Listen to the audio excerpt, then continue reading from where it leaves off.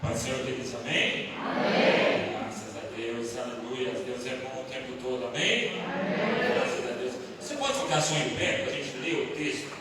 Né? Depois a gente volta, já vai sentar e aí já vamos ter a oportunidade de ficar mais importante.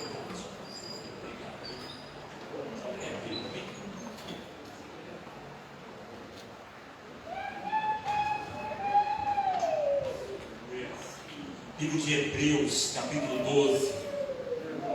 Hebreus, capítulo 12. Amém? Graças a Deus.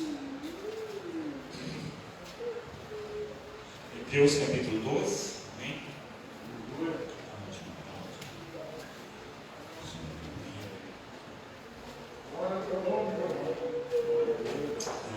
Hebreus, capítulo 12, versículo 1.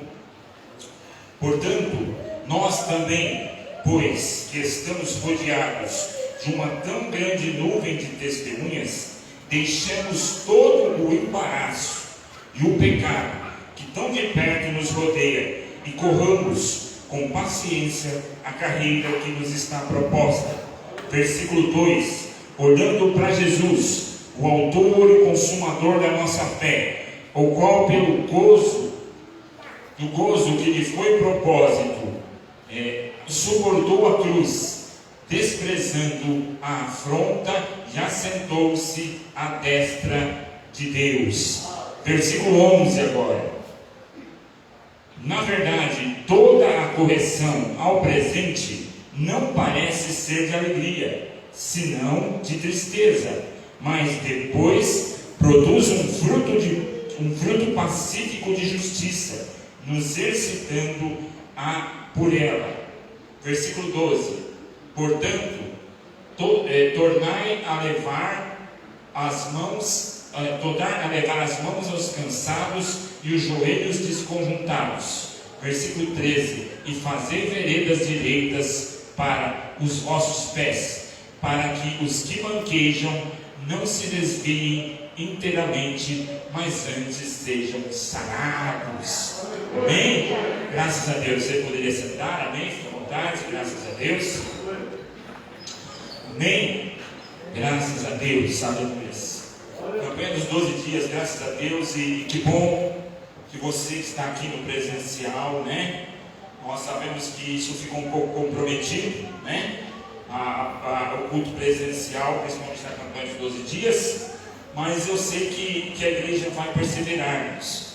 Porque, sabe, irmãos, eu tenho falei até no BBC, falando na igreja, que a palavra prejuízo é uma palavra que todos nós temos que conjugar em função dessa pandemia. Se você está dizendo assim, eu não tive prejuízo, por favor, sinta-se privilegiado, porque o prejuízo foi para todos, e seja ele qualquer tipo de prejuízo, financeiro, emocional, todo tipo de prejuízo, porque a ideia foi trazer prejuízo.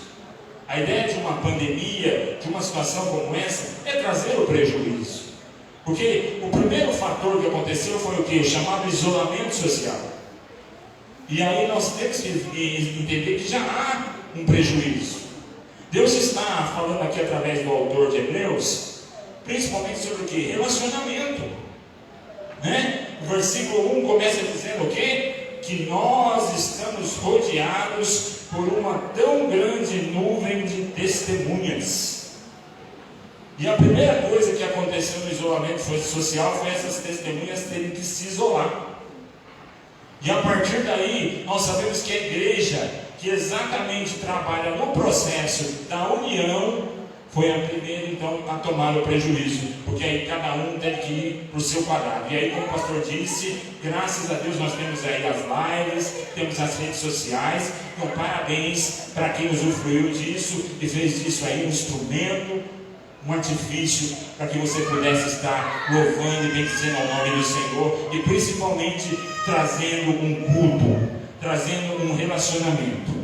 Então nós estamos vendo que o autor de Hebreus, e eu gosto muito do livro de Hebreus, porque o livro de Hebreus ele traz todo um mistério, né, em relação ao seu autor.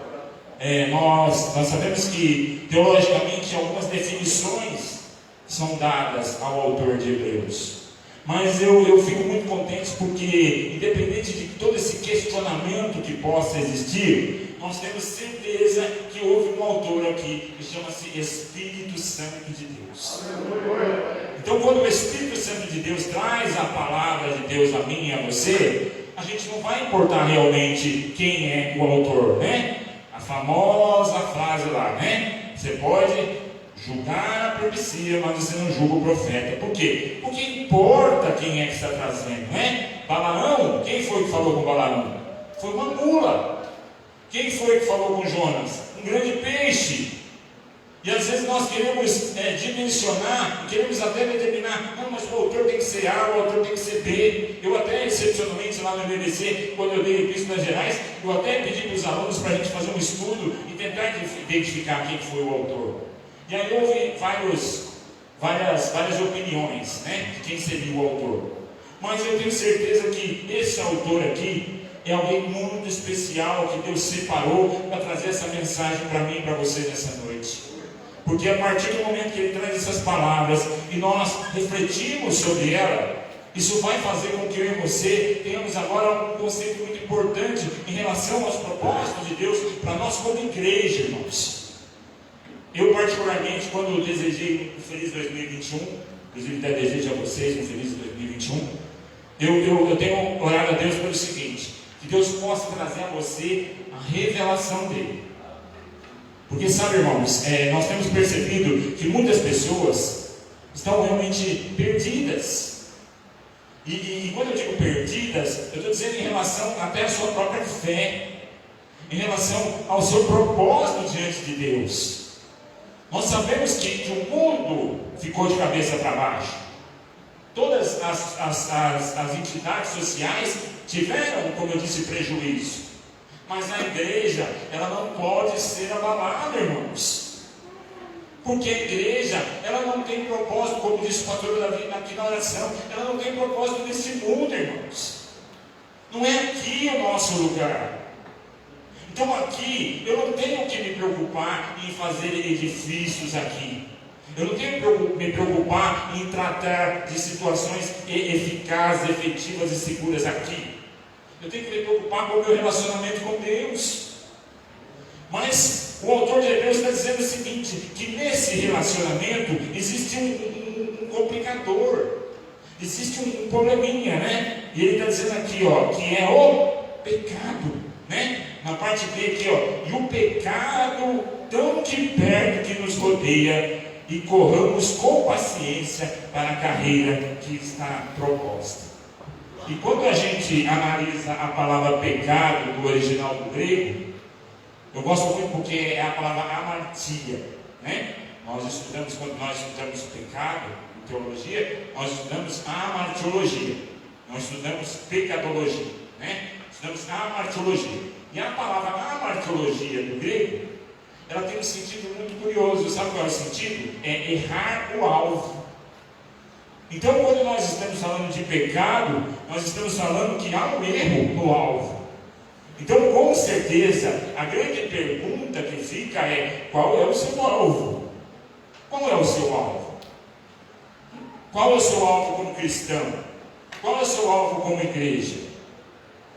O seu alvo é a partir do momento que diz que tem que haver um distanciamento social, você simplesmente se afasta da igreja e foi um prazer, o período que eu tive aí, e tchau. Irmãos, a igreja do Senhor, ela foi constituída de uma forma muito maravilhosa. Lá em Mateus 16, Jesus, ele questiona os discípulos, pergunta assim: o que dizem os homens que eu sou? E aí muitos discípulos começam a dizer: olha, uns dizem que tu és Elias, uns dizem que tu és Jeremias. E aí Pedro se manifesta e Pedro diz assim: não, tu és o Cristo, o Filho de Deus. E aí Jesus diz para ele assim: bem disseste, Simão Pedro, mas não foi carne nem sangue que te revelou, foi o meu Pai que te revelou. Foi o meu Pai que te revelou. Então, Jesus está dizendo o seguinte: que Pedro teve uma revelação naquele momento. E essa revelação, irmãos, é que eu quero desejar a você em 2021. Para que essa revelação possa vir a você, para que ela possa vir a mim. Sim, vamos esperar dos nossos líderes. Amém. Temos que esperar as revelações de Deus para os nossos líderes, para que eles nos orientem, para que eles nos conduzam. Amém? Eu creio nisso. Mas Deus também tem que dar a você e a mim a revelação do que Ele quer. Porque nesse isolamento social, muita gente se isolou literalmente. E nesse isolamento cada um foi ter lá a sua mente, o seu conceito, buscar o seu certo, buscar o seu errado, buscar os seus questionamentos. E infelizmente isso acabou se tornando um grande prejuízo. E o autor aqui está dizendo que isso é o quê? É o pecado. É o pecado que está rodeando. Porque eu tenho certeza, irmãos, que Satanás, seus anjos e o pecado não estão se preocupando em isolamento social. Eles não estão se preocupando em usar máscara, álcool em gel. Você pode ter certeza que eles não estão se preocupando. Quando eu digo eles e os seus anjos, os seus agentes, eles estão dispostos apenas ao quê? A praticar aquilo, o alvo deles. O alvo deles. Que em João 8,44, Jesus queria homicida desde o princípio, mentiroso e pai da mentira. Então olha só o prejuízo que Satanás quer trazer para a igreja. Mas, como Jesus tinha dito para Pedro, sobre a revelação dele, a igreja ia ser edificada. A igreja católica, lá no início do século, entendeu errado isso. Ela entendeu que sobre Pedro a igreja seria edificada. Então Pedro se tornou o primeiro Papa e a igreja católica foi edificada sobre Pedro. Mas a ideia é que sobre a sua revelação, Pedro, a minha igreja será edificada. E qual era a revelação de Pedro? Tu és o Cristo, o Filho de Deus.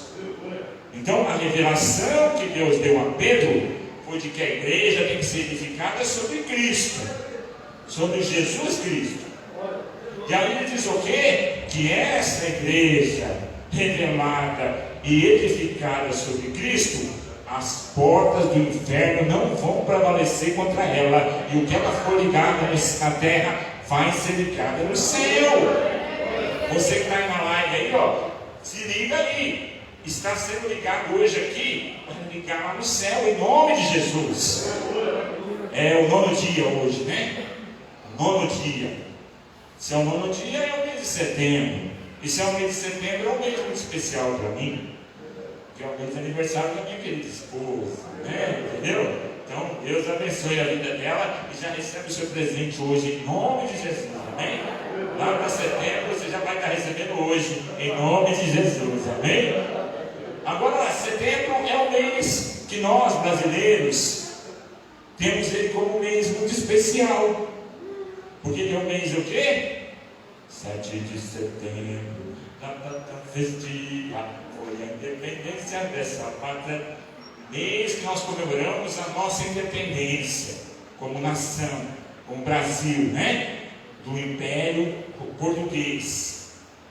E eu tenho certeza que esse talvez seja o grande propósito de Deus para mim e para você. Mas eu gosto muito do texto de Isaías 55. Isaías 55, ele diz assim: ó, todos vós que tendes sedes, vinde às águas. E vós que não tendes dinheiro, vinde comprai leite e mel. Buscai o Senhor enquanto se pode achar, invocai-o enquanto ele está perto. Mas aí no versículo 8, Isaías traz uma mensagem que eu acho que tem a ver muito com essa questão desses conceitos que a gente tem. Ele diz: olha, mas os teus pensamentos não são os meus pensamentos, os teus planos não são os meus planos, diz o Senhor, porque os meus pensamentos e os meus planos são muito mais altos que os teus. Você pode crer nisso? O que Deus tem para você é muito mais do que você pensa. Efésios 3,20, o apóstolo Paulo diz: olha, aquele que é poderoso para fazer infinitamente mais do que tudo quanto pedimos ou pensamos, conforme o seu poder que opera em nós, a ele seja a glória na igreja por Cristo Jesus. Então você vê que essa igreja, edificada sobre a revelação de Pedro, sobre Jesus Cristo, ela vai ter autoridade, ela vai ter poder. Então, com certeza, irmãos, eu tenho certeza disso, que o lugar mais seguro para você estar no lugar da pandemia é dentro da igreja. Principalmente a igreja usando todo o protocolo como ela tem usado. Álcool em gel, distanciamento, a máscara, medição de temperatura. Já brinquei que a irmã lá na hora de medir a temperatura, viu, pastor? Mete agora, porque no final do culto vai estar alta. Vai estar alta, em nome de Jesus, amém? Né? Nem a temperatura vai entrar, né? Porque na saída vai estar puro. Vem, André, vem. Ô, André, ó. Graças a Deus por isso, amém? Irmãos, nós não podemos perder essa oportunidade da igreja demonstrar sua cara, da igreja demonstrar o seu papel. Com certeza, as lives aí, as oportunidades das redes sociais, não vamos perder essa oportunidade, queridos. Você está se relacionando, as pessoas estão mal, você sabe disso. Tem muita gente com muitos problemas emocionais, tem pessoas né, houve um grande aumento do número de divórcios, né?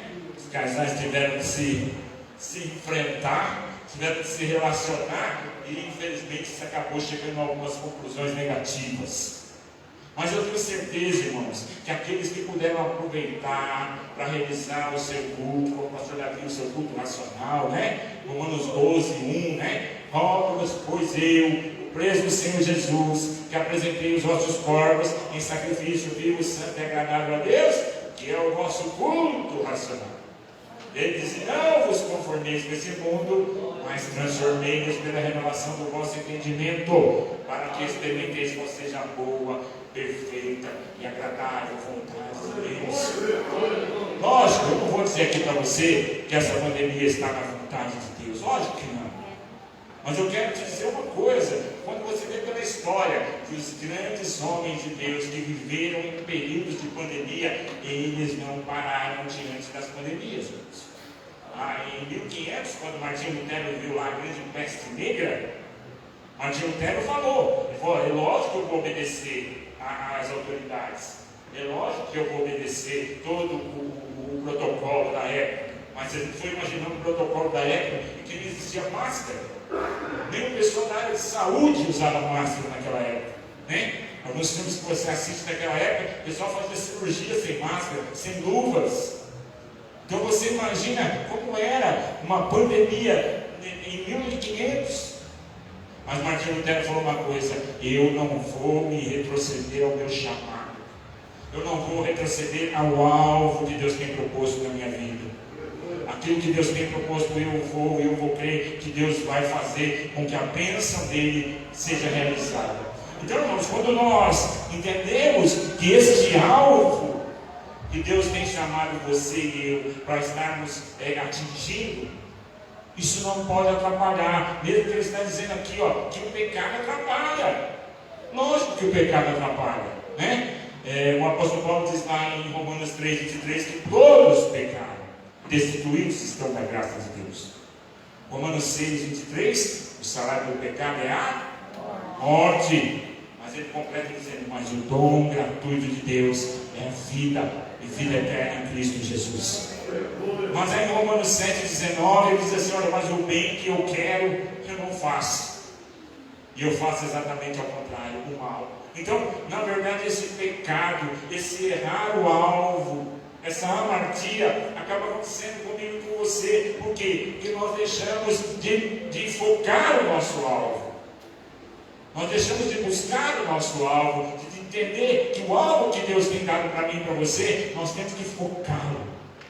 Nós temos que ir diante dele. E aí, lógico, as coisas vão acontecer ao lado, né? O Salmo 91, versículo 10, ele diz que 1000 cairão ao meu lado, 10 à minha direita, mas eu não serei atingido. Mas nós veremos os 1000 caírem, os 10.000 caírem. E hoje, a nível de Brasil, já são mais de 200.000. A nível de mundo, mais de 1.500.000 que já estão caindo. Eu sei que muitos que talvez tiveram familiares que faleceram, talvez estão chateados, estão tristes. Mas nós temos que entender uma coisa, irmãos: isso não é motivo para que você ache que a culpa é da igreja, ou que a culpa é de Deus. O propósito de Deus, o apóstolo Paulo diz lá em 2 Timóteo 2:4, que o grande desejo de Deus é que todos os homens se salvem e cheguem ao conhecimento da verdade. João 14:6, Jesus declara: eu sou o caminho, a verdade e a vida, ninguém vem ao Pai se não for por mim. Então, quando eu abro mão de objetivar o meu alvo, eu vou com certeza ficar o quê? Nesse processo de rodear uma grande nuvem de testemunhas. E essa grande nuvem de testemunhas só vai acabar acontecendo o quê? Me atrapalhando. Vai acontecer o quê? Vai acabar me atrasando.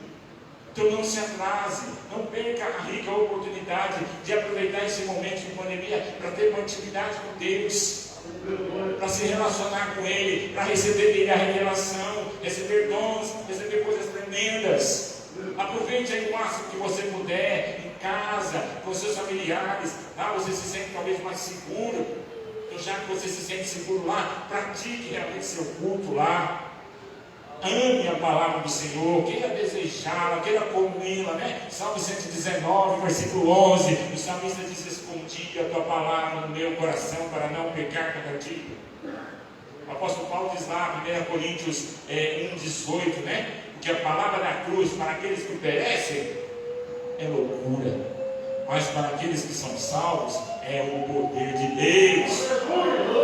Então, com certeza, essa palavra ela vai se transformar para mim e para você como poder de Deus, como o grande poder de Deus. E olha aqui o que o autor de Deus diz, então, na segunda parte, no versículo 11, né? E na verdade, toda a correção ao presente não parece ser alegre, mas sim tristeza. Então parece que realmente quando nós recebemos algum tipo de situação que a princípio dá a sensação de uma correção, então se você quiser entender que como essa pandemia, que quer queira ou não, traz um conceito de correção, né? De todo mundo está sendo corrigido por falhas humanas, seja falha qual for, falha política, falha econômica, falha de saúde, né? Tem muitos protocolos a nível de saúde que nós estamos usando hoje. Nós sempre falamos: puxa, por que a gente já não fazia isso? Por que eu já não procurava ser mais higiênico? Por que eu já não precisava mais, a partir do momento, principalmente a ideia de usar máscara, né? Eu sempre digo que a ideia de usar máscara não é nem só para me proteger, mas é para proteger o outro.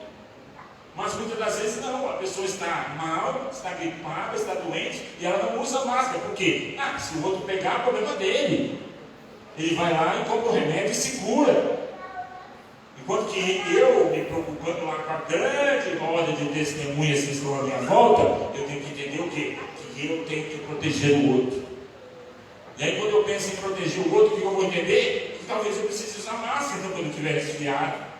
Quando eu tiver com algum tipo de enfermidade, as crianças, por mais que a grande maioria seja assintomática, mas elas vão transmitir para os adultos da casa, sendo um dos grandes agravantes do mundo. Mas, a partir do momento então que eu entendo que essa correção, quando ele continua dizendo o quê? Que ela vai se tornar o quê? Alegria. Então eu estou muito alegre, irmãos, a partir do momento que eu estou tendo essa oportunidade até de vir aqui.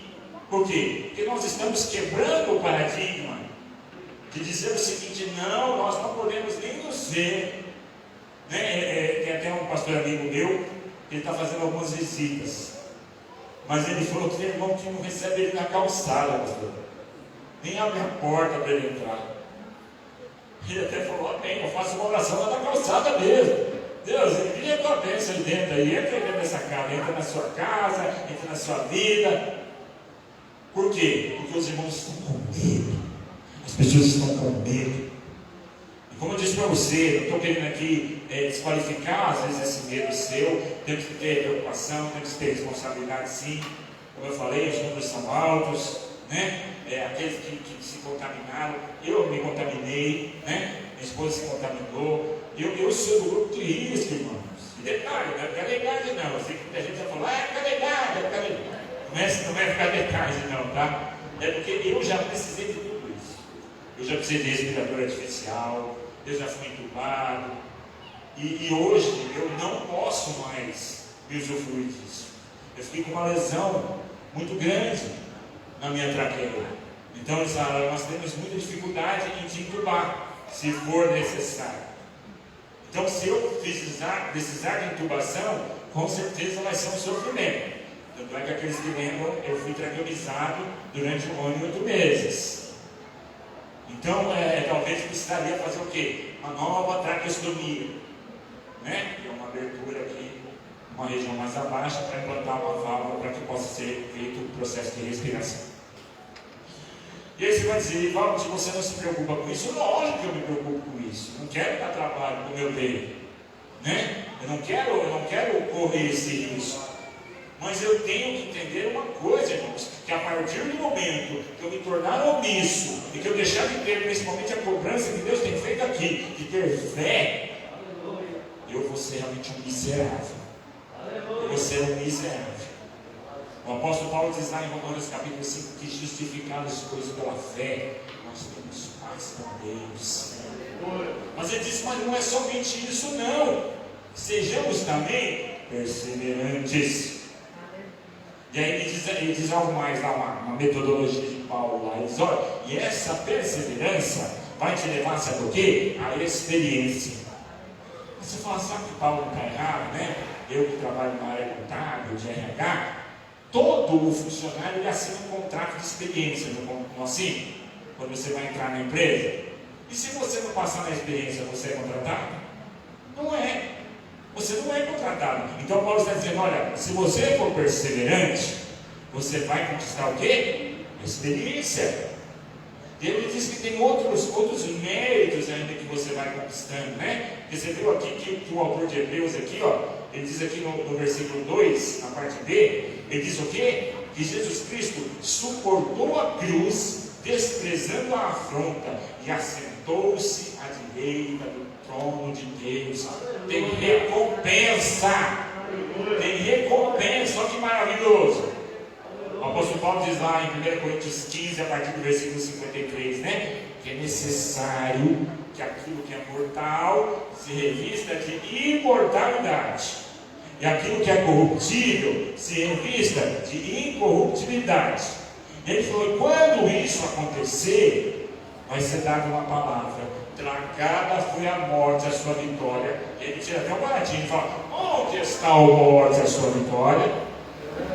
Porque ele fala assim, que o aguilhão da morte é o pecado, mas Cristo Jesus já levou lá na cruz. Aí ele termina no versículo 58 dizendo assim, então meus irmãos, sede firmes e constantes, sempre abundantes, sabendo que o vosso trabalho não é vão no Senhor. Não é vão no Senhor. Deus vai, irmãos, nos dar bênçãos tremendas. E eu tenho certeza, como eu tenho dito, profetizado, e já escutei aqui numa live aqui, uma garota que foi curada de leucemia. Não teve aqui? Tá? Lá na sede, nós também tivemos lá alguns testemunhos de pessoas que foram curadas. Então, enquanto nós sabemos que a imprensa, a parte da imprensa, ou parte das pessoas acabam testemunhando muitas coisas negativas nesse período, mas tem muito milagre acontecendo, irmãos. Tem muita coisa boa acontecendo. Tivemos aí testemunhos de pessoas que arrumaram empregos. E eu até citei situações pessoais lá da minha família, né? A minha sobrinha, aos 36 anos, a Camila, Ju, mais ou menos 36 anos, comprou o seu primeiro apartamento. Mas sabe onde é o apartamento dela? Na Avenida 9 de Julho, meu querido. Do apartamento dela você vê o viaduto do Chá. Do apartamento dela você vê a Avenida Paulista. Meu filho foi efetivado no Itaú. Graças a Deus por isso, aleluia. E tem muitas outras pessoas que estão aí também arrumando seus empregos, recebendo suas bênçãos, recebendo seus prêmios, né? Temos aí crianças nascendo, casamentos sendo realizados, né? Valdino e Juliana se casaram na pandemia, graças a Deus por isso, né? Então você imagina, vai conversar com essas pessoas e dizer para elas que se essa pandemia vai ficar como um lado negativo. Lógico que não, meus irmãos. Essa pandemia vai ficar como histórica. E eu tenho certeza que eu e você também vamos poder contar que o período da pandemia foi um período de bênção na nossa vida. Foi um período que Deus realmente realizou milagres, que Deus falou ao nosso coração, falou ao meu e ao teu coração. E eu tenho certeza que hoje Ele está falando aí ao seu coração. E quando nós vemos que o autor de Hebreus, então, nos traz esse conceito de que nós temos que ser perseverantes, e aí ele continua dizendo lá que a perseverança vai trazer experiência, ele diz outra qualidade tremenda. Ele diz que a perseverança vai levar a experiência vai levar a esperança. A esperança. Olha só, eu fui perseverante, adquiri experiência, e aí o que me deu? Esperança. E aí o autor aqui de Hebreus, no capítulo 11, versículo 1, que todos nós conhecemos, ele diz que a fé ela é o firme fundamento das coisas que você espera, mesmo que você não veja. Aí Hebreus 11,6, ele declara mais ainda, ele diz assim, olha, sem fé é impossível agradar a Deus, porque é necessário que aqueles que se aproximam dele, creiam que ele é Deus, e que ele é abençoador, que ele é galardoador. Então quando eu falo para você de receber bênçãos, de receber milagres, não é que eu estou querendo ser bonitinho e ser um cara bom de pregação, não. Eu estou dizendo para você a verdade. É a verdade que a Bíblia nos mostra. Que há recompensa para aqueles que perseveram. Há galardão para aqueles que vão ser salvos. Então quando nós perseveramos, prosseguimos, naturalmente nós vamos receber a bênção de Deus. Mas você não sabe por quê, irmãos? No livro de Números, capítulo 23, versículo 19, para o profeta Balaão, que eu citei lá, sabe o que Deus disse para ele? Que ele diz para o rei de Moab, Balaque, boa Ricardo, sua nota 10. Para o rei Balaque, sabe o que ele disse? Que Deus não é homem para que minta, e nem filho do homem para que se arrependa. Então a promessa de Deus para mim e para você vai acontecer. A promessa que ele disse na palavra dele vai acontecer. Mas aí ele ainda traz o quê? Uma missão. Que aí, irmãos, nós temos que entender que a missão ela continua, tá? Até inclusive agora no IBDC, nós terminamos lá o curso de missões e evangelismo, né? E eu pude dar um trabalho para os alunos, né? Nós demos aí o trabalho para os alunos, que foi missões em época de pandemia. Fizemos lá aquela cesta de queijos, né? Vocês lembram, né? Fizemos uma ação solidária com a cesta de queijos, para abençoar a vida lá do Ricardo, o projeto dele. O Prudêncio lá na sede que ganhou, eu até falei isso lá na sede. Vocês acham que o Prudêncio ganhou uma cesta de queijo, irmão? Você acha que o Prudêncio vai dizer que a pandemia foi ruim para ele? Poxa, meu, tinha vários tipos de queijo lá, tinha doce, tinha tanta coisa boa lá, que meu Deus do céu.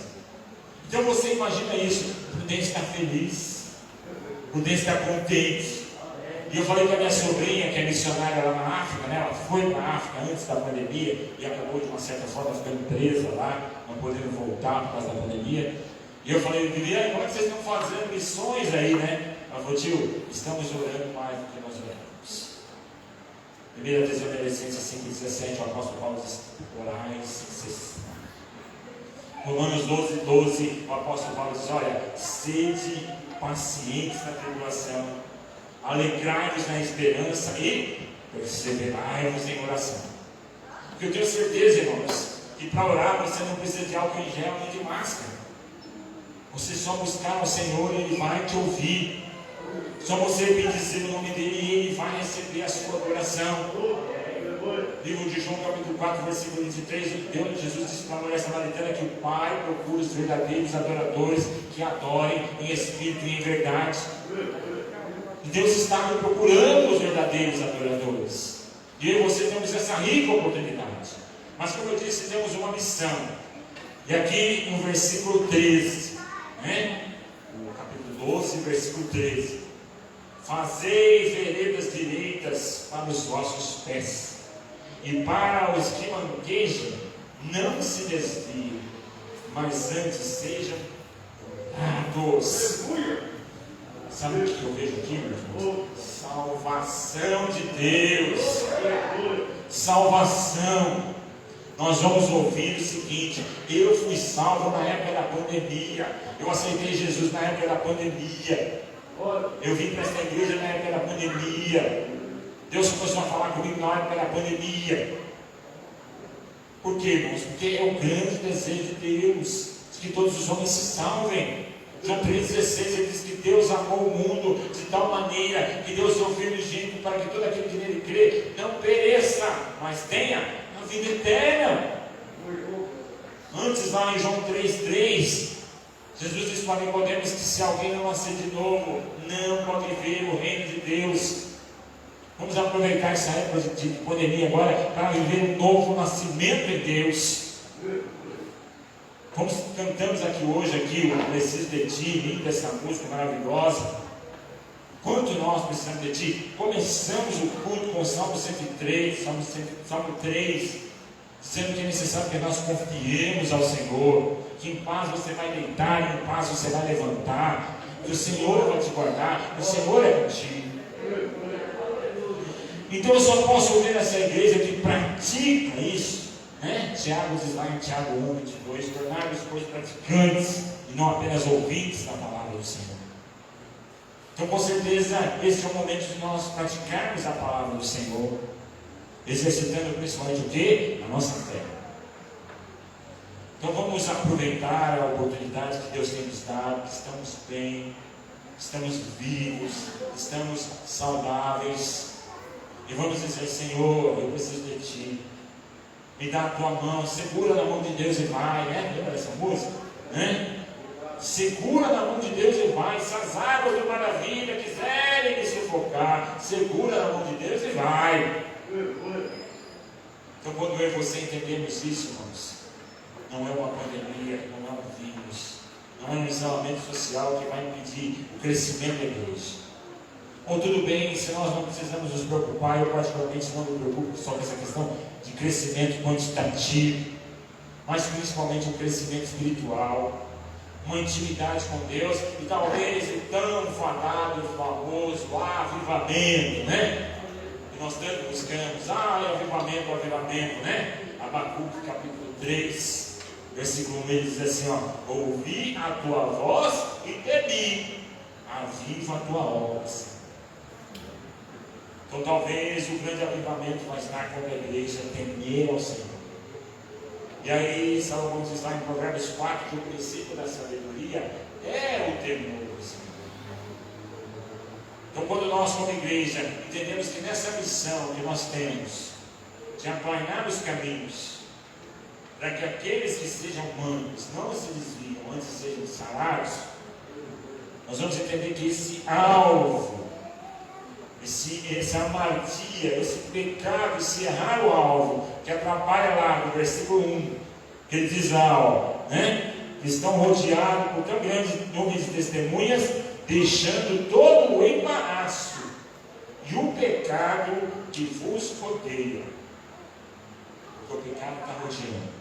O pecado com certeza está querendo pegar a mim e a você, né? O apóstolo Pedro diz lá em 1 Pedro 5:8, né? Ele diz: sede sóbrios e constantes, porque o diabo, vosso adversário, anda como um leão, procurando a quem possa atacar. E se você conhece o leão, ele não é rei da selva de bobeira, não. O leão, ele inércia, parado, ele pode saltar mais de 5 metros. Então, ao Pedro usar o exemplo do leão, ele está dizendo para mim e você realmente sermos espertos, estarmos ligados.